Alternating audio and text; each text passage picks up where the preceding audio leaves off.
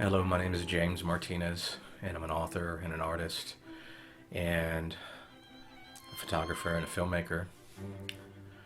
And I've got a story to share with you.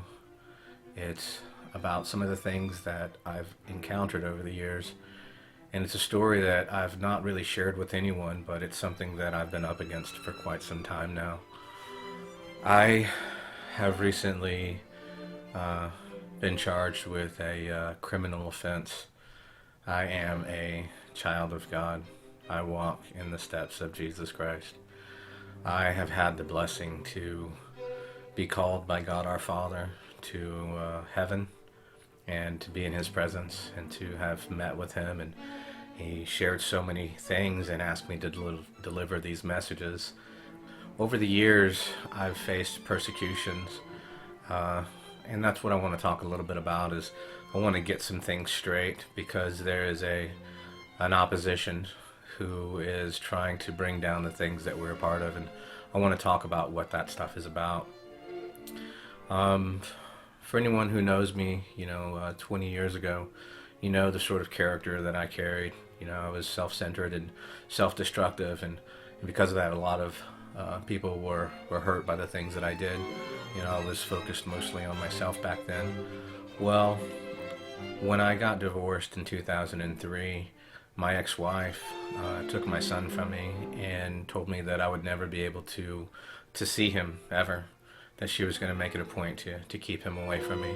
She gave him her ex-husband's last name and wouldn't allow me to talk to him or to visit with him at all. So it sent me in the wrong direction for a few years. I was pretty messed up. I didn't know if I was coming or going sometimes. And that lasted for several years, for about 4 years. And then I found God. And, He helped me get to a better place. He helped me get to a better place spiritually and emotionally. And ultimately, I put all my faith and trust in Him. And He showed me the way. And I started walking. Over the years, have produced 4 books and hundreds and hundreds and hundreds of pieces of art. I've created numerous videos, and I've created lots of different images together with him to show all the creativeness that he's allowed for by blessing me with his Holy Spirit. My ex-wife had made it a point to say that she would spend her entire life trying to destroy me and everything that I was a part of. It's been 12 years now, and she's not let me talk to my son. She's not let me see him. And I wanted to share about the different kinds of tactics and the ways that she's gone about doing these things, because it's really this facade that she's put on to orchestrate this attempt at retribution. And she's had the court system on her side. When I started this journey, I was already 4 years behind in child support, and for 4 years I didn't have a job. I wasn't working. I was just self-destructing, and it was because I was misled back then. I didn't understand what was going on, but I was already 4 years behind when I first went into court to meet with her to start trying to find a resolution for all this. And what happened was,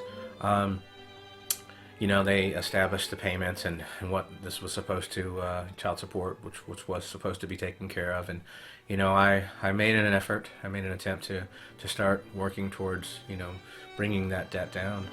And, for a few years, I was able to give money, sums of money when I had it, thousands of dollars here, thousands of dollars there, thousands of here. And, I was making the attempt at trying to do this. And then God started really sharing some great things with me, and He started asking me to deliver these messages, and He started, lifting me up to a higher place in order to be able to do the things that I'm doing. And I'm sharing that because the moment that happened, I went to my ex-wife and I said, listen, God called, and we're doing some extraordinary things together, and I just need you to be a little patient with this, and you're going to get everything that you're asking for.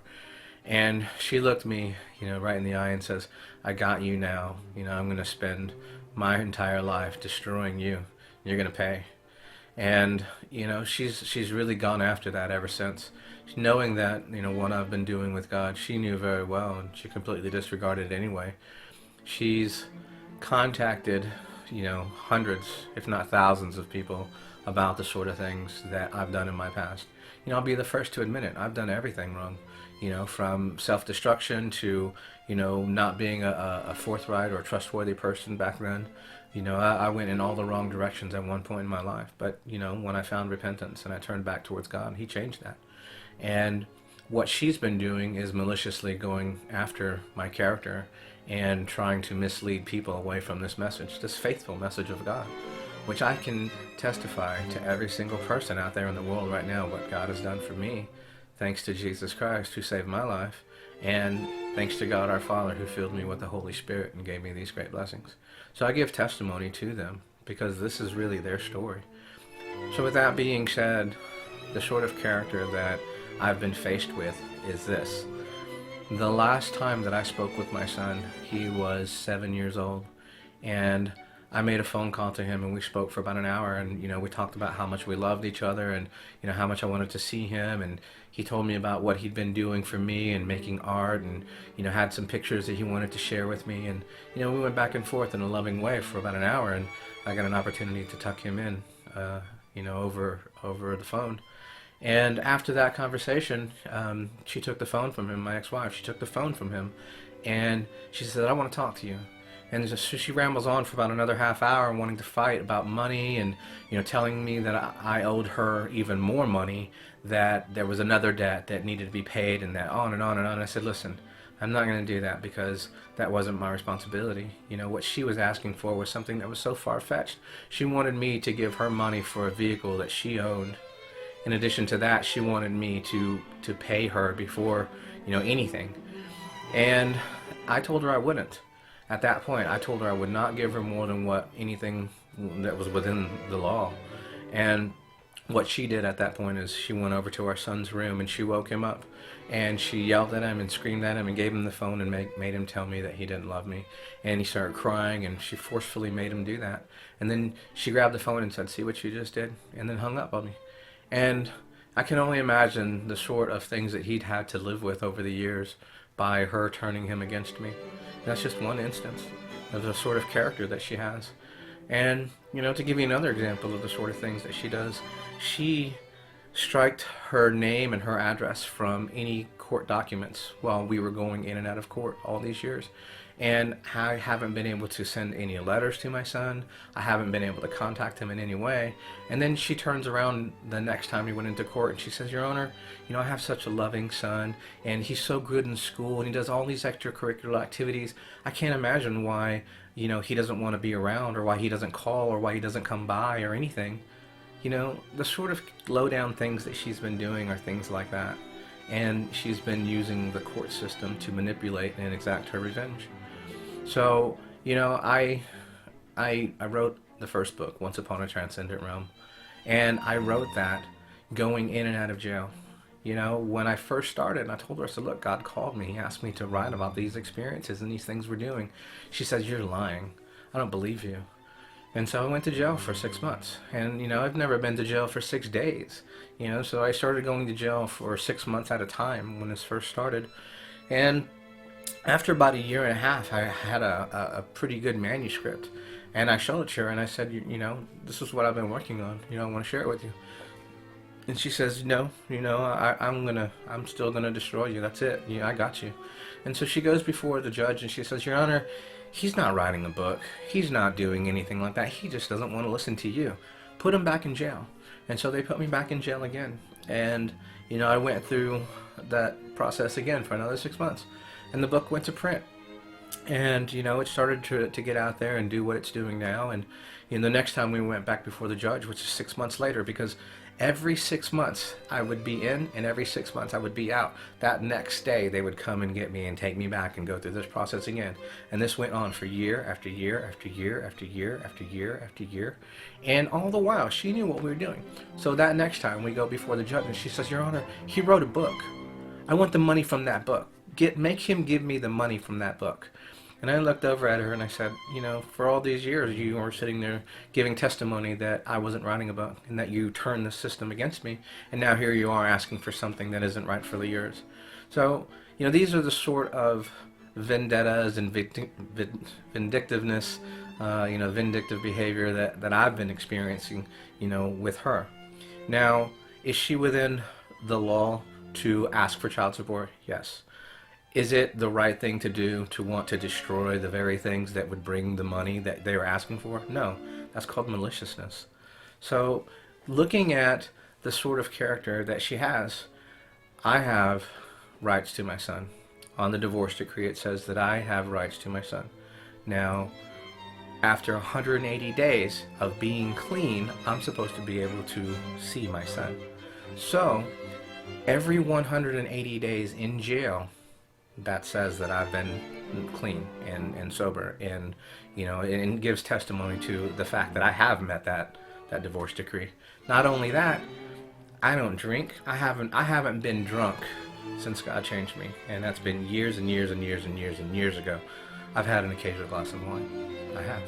When I finished writing the book on my son's birthday, when we celebrated another friend's milestone in their life, I've had a glass of wine, but I have not been drunk. And not only that, I don't take drugs. I don't take drugs. I don't smoke cigarettes. I don't self-destruct. I'm not doing anything in any way that is wrong according to God. I'm abstinent and celibate. That means that I'm not even having sex. I've not been in a relationship for years and years and years and years and years and years. And I don't even know if I'll ever get back into another relationship, but that's besides the point. The point is, when God changed me and we started doing things in the right way, this woman started doing things in an even more ungodly way. And I'm going to tell you why. She started doing these things because her heart is hard. Her heart is hard. She is going against the things that God asks us to do. She has taken my son, given him her ex-husband's last name. She's openly used the court system as a weapon, and God told me that no weapon formed against you will prosper. So this is why she's not receiving money. And not only that, she is using this entire system to exact her revenge. I'm telling you right now, I am a child of God, and I've been walking with God our Father and Jesus Christ and the Holy Spirit for some time now, and we've been producing these works. We've been ministering to thousands and thousands and thousands and thousands of people in and out of jail. Not only that, I give testimony to the fact that when Jesus Christ saved my life, that God blessed me in one of the most remarkable ways. I got a chance to do some incredible things out there. So what this message is really about is about God. It's not about one woman who's trying to exact revenge, though I am bringing light to that. I'm revealing the sort of character that she has because she's not allowing for that to come forth. Not once have I had an attorney stand by me, not through my divorce decree, or not through my divorce proceedings, not through any time going through the court process with the child support hearings. Not once have I had any representation. I asked for representation, but they told me no, I was denied. So they denied me that. Not only that, I give testimony to the sort of corruption and unrighteousness and just ugliness that goes on within a court system. It's such a travesty to understand that that sort of thing is going on out there, and that it's one of the most unrighteous things I've ever seen. Not only that, they're destroying people's lives. They are purposefully orchestrating revenge and allowing for retribution to be served, and they're only looking after monetary situations. This is not about peace. This is not about justice. This is about revenge. This particular instance anyway is about revenge, and it's about retribution, and it's about unrighteousness. And all the while, we're simply writing and producing the works that we're doing. Again, I'm sharing these things with you because I want you to understand the sort of things that she does, the sort of tricks that she does, the sort of things that I've been up against for so long but haven't spoken outwardly about. I tell you, I know the face of God our Father. How many people on this planet right now can make that statement? I can, and it's the absolute truth. I know the face of God our Father. I know heaven. I've met with so many different angels, all the different hierarchical forms. I've walked with Jesus Christ. These particular things that are going on right now, they're absolutely real and they're absolutely true for a very specific reason. God drew a line in the sand and he says you're either with him or you're against him. This is God's world. He's calling people to attention so that he can get people's attention so that they can have a chance at life. So this is one of those experiences to bring glory to God, but to also give testimony to the things that He's been doing within my life, and hopefully sending messages to people out there who aren't doing it the right way, that should be doing it the right way, and because they're not, but they're happening to bring these sort of things going on in the world. I'm a very peaceful man. I am. I'm the sort of man that turned the other cheek. I've been punched and hit and beaten and kicked and spat on and, held in contempt and mocked and ridiculed and, all these horrible things. I know the way the world works. I do. I know that within my heart is a loving way, and I thank God for that every day with my life. One time I went to court, and I wanted to speak with her about the things that she was doing. And I said, look, I want to talk to you. And I walked outside the courtroom to wait to talk to her. And what she did is she ran over to the police sheriff that was inside the courtroom and made him come outside and ask me to leave. And I said, well, why? I just want to talk to her for a moment. She says, well, she's afraid that you're going to hurt her. She's afraid for her life. She's afraid that you're going to do something to her. You're going to have to leave the building. One of the things that I found out about her when we first met was that she had made all these accusations to her husband before me, that she had been fearful of her life and that he was trying to kill her, and that she was afraid, and she called the sheriff, and then she had bodyguards and protection and all these things going through her divorce, and she cried wolf and did all these same things that she's doing now. So it doesn't surprise me that she did that then, that she probably done this her whole life, and that she's still acting out this way towards me. It's just something that I found rather interesting. When they were looking for whether or not I had any money any place, they started to search for bank accounts or savings accounts or any place that I had money. And I'm sure that they came across a savings account that I had back in 1995, that when I left a particular company way back when, that there was about perhaps 50 cents or $1 in there over all these years. And so when they went looking for money, they found that little bit, and they took that change and they sent it to my ex-wife. And she took it personally, thinking that I sent her only a couple of pennies to rub it in her face, like, I wasn't doing this or I wasn't doing that. She went all over the internet and started, slandering my name and saying how terrible a father I was, that I was only sending a couple of pennies, and that, I didn't care. And again, trying to use something that was completely immoral and illogical and turn it into something that was just bad. And I would never do something in such a way. But, noticing that sort of behavior and conduct from her, it's not surprising, but it was around that same time where she started doing even worse things towards me. Finally, one of the last things that did it for me before I got fed up with all this stuff was that she went to the news stations to slander my character and to bring to attention the rearages of child support that I had, and how it was such a ungodly thing to do, and that I was trying to deceive people, or that I was doing all these things. And she tried to portray this terrible picture of me, and she left out all the parts that we're doing with God. And the news station that she contacted, they actually ran a story on her the year before last of this entire experience, about being behind on child support, and that I was about to go face the judge again, and that here we were doing these things. And she neglected to talk about the things that I'm sharing with you now. She neglected to talk about her character and all the things that she had been doing to continue this horrible situation. Again, I'm a peaceable man, and I've been trying to find resolution for this for years. Doing the things that God called for me to do, and I walk every day with God our Father and Jesus Christ and the Holy Spirit. Them as my witnesses, the things that I do for them to bring glory to them. So again, if you have somebody who's trying to bring these kinds of things down, I think that, not having this part of the story, I think that there's a piece that was missing. I want to give you an understanding of why I couldn't be with her anymore. When the ending of our relationship came about in 2002, 2003, she was understandably fed up and didn't want to be around me, you know. But what she was doing, and what did it for me of not wanting to be there myself, was that she was taking everything out on my 12-year-old son, my oldest at the time, and she was treating him unlovingly, and she was yelling at him and just ganging up with him with her oldest daughter, and they were making him feel uncomfortable, and she was outcasting him, and she was treating him very, very, very poorly. And my son called me and he says, listen, she's doing these things to me, and I want you to be aware of it.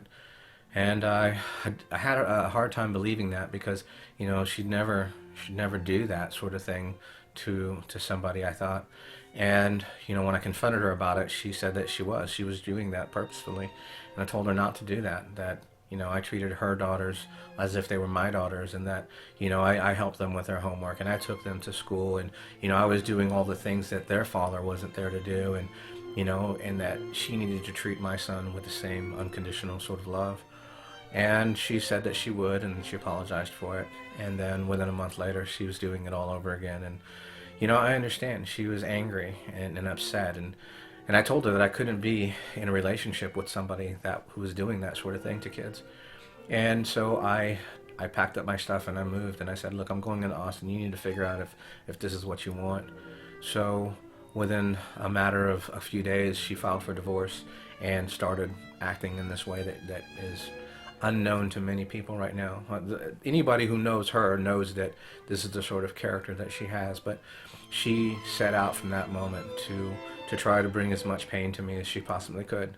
And I'm not the kind of person who likes drama or wants to fight or does anything in that sort of manner, so I left her alone. And what she did at that point is she went after my parents. She started threatening them. She started calling them, my parents, my older parents. She started threatening them, and she threatened them with lawsuits, and she threatened them with jail, and she threatened them with all sorts of stuff that she thought was in her right to go out and act this way. So, in a way of seeking retribution towards them as well, she's denied them any contact with my youngest son. She wouldn't allow them to talk to them or see him either. Now, in addition to that, my younger brother, his name is Henry Martinez, and his wife, who know her as well, they went over to visit her. And when they got there to go meet him and everything, the only thing that my ex-wife, Elizabeth Franken, was saying was speaking so ill-willed about me, and talking how poorly I am. And he must have been a couple of years old, but she introduced my son, my son Christian. She introduced him to my brother as, this is your no good dad's brother, and started talking all sorts of things about me towards him, about towards my youngest son. So she's been doing it his entire life. She's been acting this way towards him her entire life. And I told you again, I'm a peaceable man, and I believe that justice is supposed to be about harmony and not revenge. And there's a peaceable solution to this for years, and we've been able to have peace. In fact, I've gone out to meet her several different times, 3, 4, 5 different times, to apologize for the things that went on back when we were together. And every time I apologized, she wouldn't accept it. She wanted to do the sort of things that she's doing right now. She is purposefully orchestrating this entire thing so that she can act the way that she is. Now, get this. It talks about the hearts and minds of people who aren't doing things right by God, that when someone doesn't have the mindset or their heart straight, that they are manipulated by the opposition. And who's the opposition? Well, the opposition is the devil. Those who seek to destroy mankind, those who take those who are against God and use them against those who are. So this is a pure example of that. And we've seen that before in the past. People that are misled in their way, or who are seeking their own, their own way of living, disregarding God and trying to appease their own desires, whatever it might be. And we can look at the persecutions of Jesus Christ, right? Look all the way back to when that happened. That went on because people at the time, the religious people at that time, were trying to keep their way instead of God's way.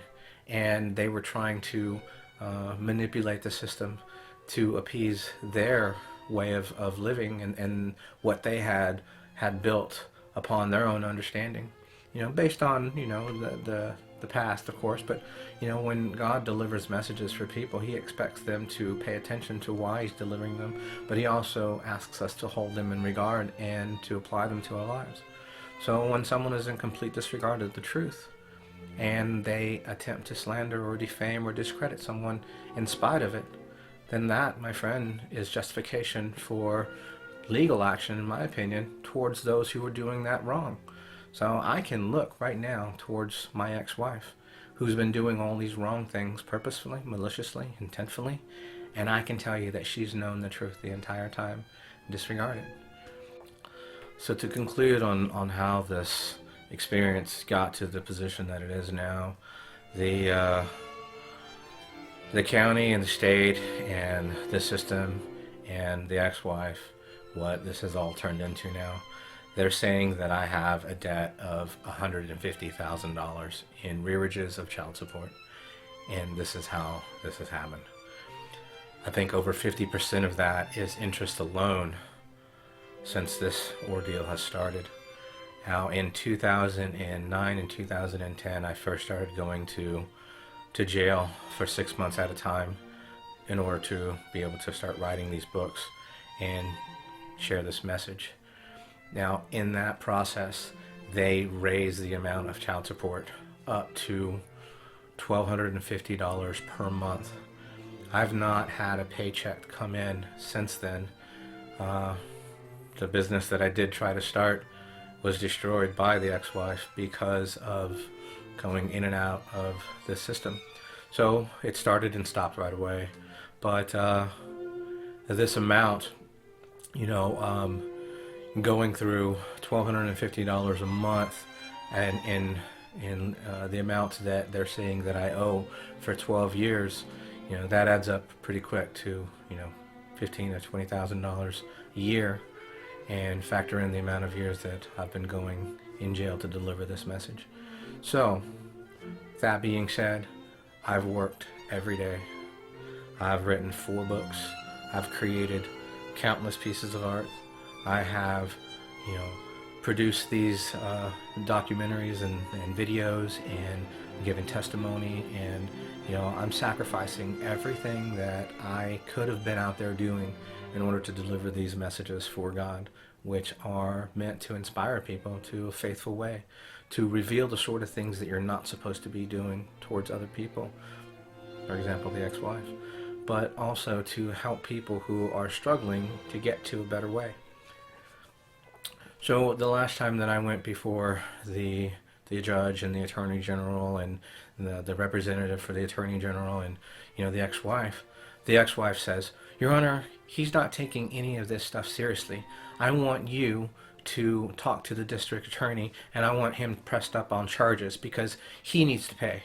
And she said, "I agree." So the two of them, along with the attorney general's approval, went to the district attorney of Williamson County, and they convinced them that they needed to press charges on me. And up until this point, it had been a contempt civil charge. I was handed indictment papers walking into jail this past time, and I was given notice that I've been charged with a felony child support rearages. Now, my understanding is that the only way for a law to be in place such as that and to be able to exact that type of sentence on a person is to show that they have that sort of money and they're simply unwilling to pay. I give testimony right here, right now. God is my witness. I've not had income come in since this whole thing started. And because of that, I've been hated on because I wasn't doing things the way other people are doing, because I don't have the money as other people have, and because they think that I was unwilling to do what it is that they were asking of me. This is God's world, and I do what God asks, when God asks. What would you do if God asks you to do something? Would you do what he asks, or would you do whatever you want? It's a very valid question, because if you look at the state of affairs of today, most people out there that are causing the problems of the world are doing things because they're doing what they want instead of what God asks us to do. So, going before the judge this time, they are trying to say that I have all this money and that I'm simply unwilling to pay. I give testimony, and I have 1,000 character witnesses that will stand up and tell you the same thing, that I'm a man of God, that everything that I do for free, and that I have been working every day, delivering these messages, writing these books, producing all the things that we have, year after year after year after year after year after year after year. All the while, someone has been trying to destroy these very things. So I tell you this, in the eyes of God and in the eyes of the world, who's right and who's wrong? If you have a person who's doing right by God and you have a person who's not, and you stand side by side and you tell the truth about the circumstances of what's going on, who are people going to look at? Are they going to look that it's okay to do wrong and to manipulate and to control and to hurt and to slander and defame and discredit and do all the ungodly things that I've seen my ex-wife doing for years? For 12 years now, she's been acting this way without anybody saying or doing anything. Or are you going to look at a person on the other side who's doing right by God, who's got the proof and the works and the walk, gives testimony, and not only that, who's done all these extraordinary things in the name of love to do what's right for people? You tell me that. Who's right and who's wrong? And if you're siding with the ones who are doing things according to what they understand or are following the law, I tell you this, you cannot administer justice if you do not have God first in your life. Because if you try to administer justice without the righteous hand of God, then you're simply serving your own will and your own desire. And more times than not, this is the sort of behavior that we see go on within the court systems, where one person is so upset at the other person that they're willing to do or say anything in order to get their own peace. I tell you this right now, the one who's suffering through all this stuff is my son. The one stolen from me, the one who's been, hurt and victimized the entire time by his mother. I give testimony to this. God is my witness. I'm telling you the truth. And I tell you this as God is my witness. I am a very faithful man. I'm a peaceful man. I'm a loving man. And I am a good father. And I will not allow these sort of things to be said about me or to be done in unrighteous ways without people knowing what's going on out there. I'll give testimony right here, right now. My ex-wife, her name is Elizabeth Franklin. She lives in Georgetown, Texas, and she's not following the things that God asks of us. She's turned my son against me, which, from my understanding, is against the law. She will not let me talk to him or see him, which is a violation of my rights.